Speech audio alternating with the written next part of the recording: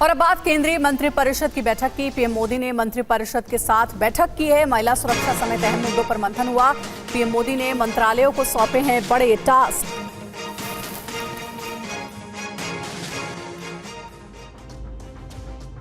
दिल्ली के सुषमा स्वराज भवन में आयोजित केंद्रीय मंत्रिपरिषद की 5 घंटे तक हुई बैठक में कई अहम मुद्दे पर चर्चा हुई। बीजेपी के नेतृत्व वाली एनडीए सरकार के तीसरे कार्यकाल के पहले 100 दिनों के एजेंडे की प्रगति के बारे में जानकारी ली गई। बैठक में महिलाओं, गरीबों, युवाओं और किसानों के विकास पर जोर देने पर चर्चा हुई। इस बैठक में विभिन्न सरकारी विभागों के सचिव ने भी हिस्सा लिया। पीएम मोदी ने इस मीटिंग में 40 मिनट तक अपनी बात रखी। पीएम ने मंत्रियों और सचिवों को उम्मीद और विश्वास के साथ काम करने को कहा। पीएम ने सभी मंत्रालय को बड़े टास्क भी सौंपे हैं। मंत्रिपरिषद की बैठक में जिन महत्वपूर्ण मुद्दों पर चर्चा हुई उनमें 100 दिवसीय एजेंडे पर चर्चा की गई। इस मीटिंग में 100 दिवसीय एजेंडे पर कई मंत्रालयों ने प्रेजेंटेशन भी दी।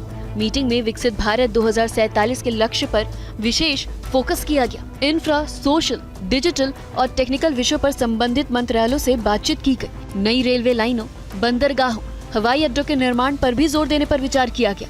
ग्रामीण क्षेत्रों में तेजी से विकास का लक्ष्य दिया गया। हर घर जल और हर घर नल योजना को आगे बढ़ाने पर जोर देने को कहा गया। सुदूरवर्ती राज्यों में एम्स की स्थापना करने का लक्ष्य भी रखा गया। सामाजिक क्षेत्र के लिए की गई कार्यों को लेकर भी इस बैठक में प्रमुखता से चर्चा की गई। प्रधानमंत्री नरेंद्र मोदी ने बैठक में मंत्रियों को संबोधित करते हुए कहा कि सभी मंत्री अपने अपने क्षेत्रों के कार्यकर्ताओं से मिले और उनकी समस्याओं का ध्यान रखें। उन्होंने कहा कि जनता हमें हमारे काम की वजह से चुन रही है, इसलिए अगले 5 साल तक हमें लगातार विकास करते रहना है।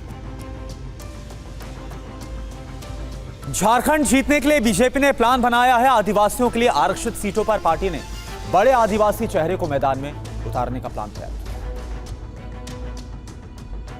बीजेपी एक बार फिर झारखंड में भगवा लहराने के लिए पूरा प्लान बना रही है। बीजेपी ने इस बार राज्य में अनुसूचित जनजाति के लिए आरक्षित 28 सीटों पर जीत दर्ज करने के लिए अपने कद्दावर चेहरों पर दांव लगाने का फैसला किया है। आदिवासी क्षेत्रों में जेएमएम को कड़ी टक्कर देने के लिए बीजेपी इस बार आदिवासी चेहरे एसटी आरक्षित सीटों से ही मैदान में उतारेगी।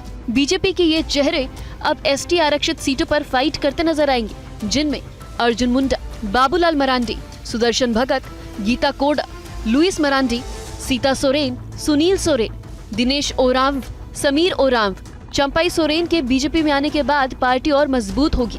आदिवासी सीटों पर इसका असर दिखाई देगा। दरअसल बीजेपी को जमीनी कार्यकर्ताओं और स्थानीय संगठनों से फीडबैक मिला है कि पार्टी के कई आदिवासी नेता आदिवासी जनता के बीच अपनी पकड़ का दावा तो करते हैं, पर चुनाव लड़ने के लिए सामान्य सीटों पर जोर लगाते हैं। इसलिए पार्टी ने अब आदिवासी चेहरों को एसटी आरक्षित सीटों से ही चुनावी मैदान में उतारने का प्लान बनाया है। हरियाणा विधानसभा चुनाव करीब है। सभी राजनीतिक दल चुनावी तैयारियों में जुटे हुए हैं। इस बीच कांग्रेस ने टिकट बंटवारे को लेकर अहम फैसला लिया है।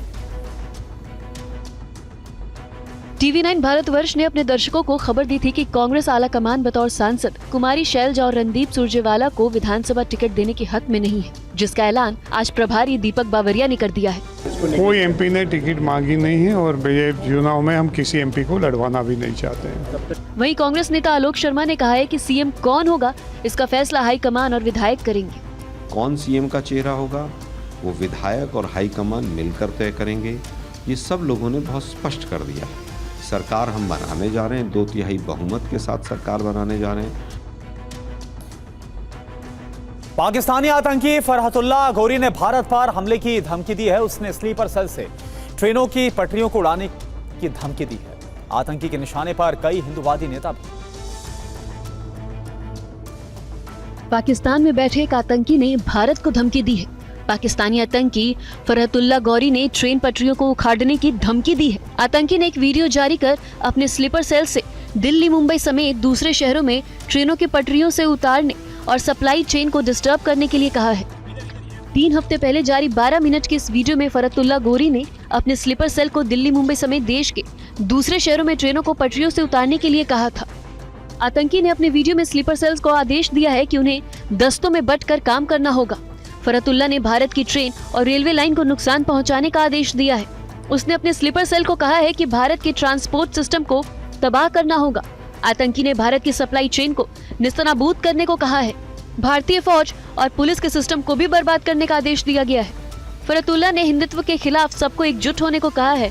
उसके निशाने पर कई बड़े हिंदूवादी नेता भी हैं। आतंकी फरहतुल्ला की धमकी के बाद सुरक्षा एजेंसी अलर्ट पर है। इस वीडियो के बाद सियासत भी तेज हो गई है। फरहतुल्ला गौरी को याद रखना चाहिए, ये नरेंद्र मोदी जी का कार्यकाल है। भारत के नागरिकों के प्राणों पर अगर किसी प्रकार का कोई खतरा पैदा करेगा तो जहां भी होगा वहां घुसकर ऐसे आतंकवादियों को हलाक किया जाएगा। हर हफ्ते कोई ना कोई खबर आ जाती है कि रेलवे एक्सीडेंट हो रहे हैं। क्या भारत सरकार को ये पता नहीं कि ये कौन लोग करा रहे हैं?